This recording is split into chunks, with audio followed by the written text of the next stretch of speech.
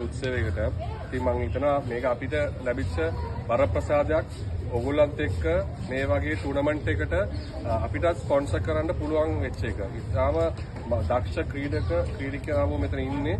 ඇත්තටම අපි වාසනාවන්තයි මේ වගේ මේ අවස්ථාවක. මම ඉතින් ඉල්ලා සිටිනවා හැමෝටම අත්පොලසන්නාදයක් ඔයගොල්ලෝ දීලා ඔයගොල්ලෝ සියලු දෙනාම මෙතන ඉන්න හොඳම දක්ෂම අය.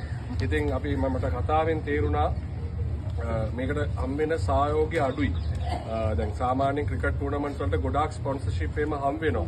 නමුත් දැන් මේ වගේ ස්පොන්සර්ෂිප් අවුරුද්දට එකපාරක් කරන්නේ. ඉතින් මම ඇත්තටම ආඩම්බර වෙනවා අවුරුදු 8ක් දිගටම මේ වගේ උත්සවය මේ වගේ ක්‍රිකට් ටූර්නමන්ට් එකක් කරගෙන යන එක. ඉතින් මම හොඳ අත්පොලසන්නාදයක් මේ ඕගනයිසිං කමිටි එකට දෙන්න මේගොල්ලෝ ගොඩාක් මේ වේදනාවෙන් මානසිකයෙන් මේ වගේ ටූර්නමන්ට් එකක් යූස් කරලා තියෙනවා. ඒක මේ විතරම අපි හොඳටම දන්නවා ක්‍රිකට් කිව්වම රණ්ඩු ඇති වෙනවා ප්‍රශ්නවල් එනවා. ඉතින් ඒක සාමාන්‍ය දෙයක්. ක්‍රිකට් එකෙන් පෙරදිච්ච එක්කිනා දිරපු එක්කිනාට දොස් කියන එකයි. ඒ වගේ ඉතින් ඒවා සාමාන්‍ය වෙන දේවල්.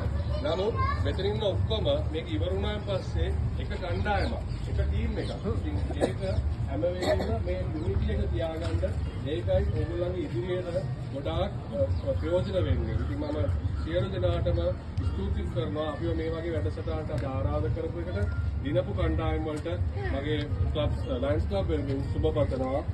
මම හිතනවා මේ වගේ වැඩසටහනට ඉදිරියේ ගොඩාක් අය ඇවිල්ලා ස්පොන්සර්ෂිප් දීලා ඔයගොල්ලෝ තවත් උනන්දු කරලා මොටිවේට් කරලා මේ වගේ ඉදිරියේ ගොඩාක් ටූර්නමන්ට්ස් කරන්න ශක්තිය ධෛර්යය ලැබෙයි කියලා මම ආරාධනා කරන්නේ. මගේ වචන ස්වරූපයෙන් මම නියැලෙන්න වෙනවා. Thank you.